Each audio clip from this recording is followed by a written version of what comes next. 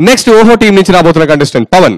ఎగ్జామ్కి ఒకవేళ చదవకపోతే కాపీ కొట్టే అని ఎంత సింపుల్ గా చెబుతారు పక్కన వాళ్ళు, బట్ కాపీ కొట్టే ఎంత కష్టం మీకు తెలుసా? It's an art. మరి ఆ కాపీ కొట్టే ఆర్ట్ గురించి పాట ద్వారా మీకు తెలుపుతున్నాడు. So let's welcome Pawan.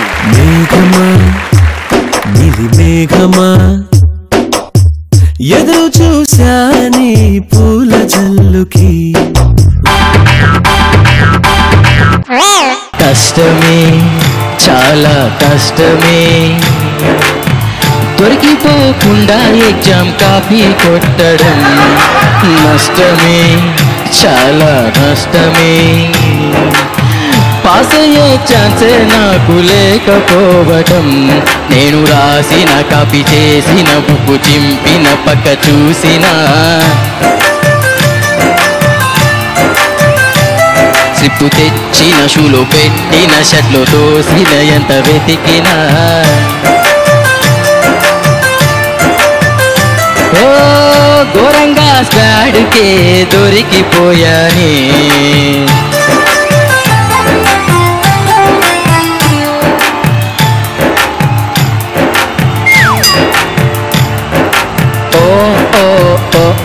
ఈ ఎగ్జామ్ ఏంట్రా బాబు, ఓ ఒక ముక్క రాదురా బాబు.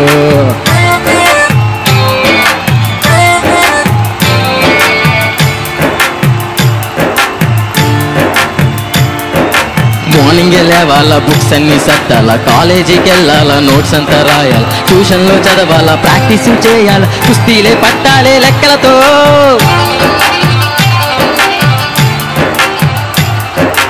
బైకునే ఎక్కాల, ఫ్రెండ్స్తో తిరగాల, కాలేజీ ఎక్కొట్టి సినిమాకి పోవాలా, ఫిజిక్స్ కెమిస్ట్రీ ఎవ్రీథింగ్ మిస్టర్ అర్థం కాలేదే బుర్రకి. ఆ ఎగ్జాము పిలుపొచ్చే వేళకి ఈ చీటీల చిట్టా స్టూడెంట్కి నే ఫిక్స్ అయిపోయానే చూసి రాతకి. కష్టమే చాలా కష్టమే దొరికిపోకుండా ఎగ్జామ్ కాపీ కొట్టడం.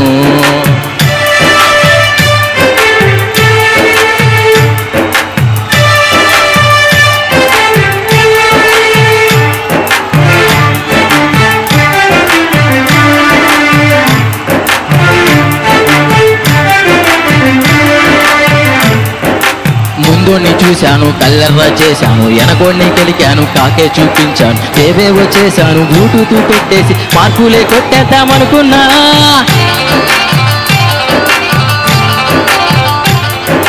పేపర్ని చూశాను, పరేషాన్ అయినాను, రైటోని గోకాను, లెఫ్టోని అడిగాను, కాసులే చూపాను, కాలట్టుకున్నాను, కాసింత చూపించమని అన్నా. ఈ సీనంతా చూసి ఎగ్జామినర్ పోరాని తోసే కీపరు మనం పాస్ అవ్వాలన్నా చదవాలో రన్నా కష్టమే చాలా కష్టమే దొరికిపోకుండా ఎగ్జామ్ కాపీ కొట్టడం నష్టమే నాకు చాలా నష్టమే. పాస్ అయ్యే ఛాన్సే నాకు లేకపోవడం నాకే లేకపోవడం పాస్ అయ్యే ఛాన్స్ లేకపోవడం. ఏమవుతున్నావు రాజా? హిందీలో డబ్బులు కొట్టుకున్నట్టు పడుతున్నా పోయాన్ని చిట్టీలు చిట్టి కొట్టి పాస్ అవుదాం అనుకుంటున్నాడు సార్, మీరేమంటారు? స్క్వాడ్ పట్టుకుందని గూళ్ళు ఎగరొస్తూ డాన్స్ చేస్తాయంటే అంటే నెక్స్ట్ ఇయర్ మళ్ళీ రాయడానికి మరో అవకాశం వస్తుంది, బాగా ప్రిపేర్ అవుదామని. చాలా సంతోషమే. ఎందుకనంటే కొంతమందికి ఎవరన్నా చెబితే గానీ బుద్ధి రాదు, కొంచెం ఇంకా కాస్త గొప్ప వాళ్ళకి వాళ్ళంతా వాళ్ళకే బుద్ధి వస్తుంది. నువ్వు గొప్ప వాళ్ళ కోవలోకి చేరేవు నువ్వు. సార్ మరి మీ కమెంట్స్?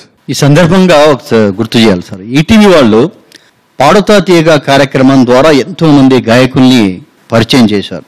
తర్వాత జబర్దస్త్ అనే కార్యక్రమం ద్వారా కమెడియన్స్ ఎంతో మంది చక్కటి హాస్య కళాకారులు తయారయ్యారు, వాళ్ళు స్టేజ్ మీద ఊపేస్తున్నారు. ఆహా ఈ ఓ కార్యక్రమం ద్వారా వీళ్ళు ఏమనాలా, అభినయ గాయకులు అనాలా? ఫ్యూచర్ మీకు బాగా ఉంది, ఎందుకంటే ప్రేక్షకులు చూస్తున్నారు, మిమ్మల్ని ఎలా ఉపయోగించాలో ఆలోచిస్తున్నారు. సో ఇందులో చాలా మంది మీకు చక్కటి అవకాశాలు వస్తాయి డెఫినెట్ గా. All the best. చాలా బాగుంది. Great message sir. Thank you so much. Thank you judges.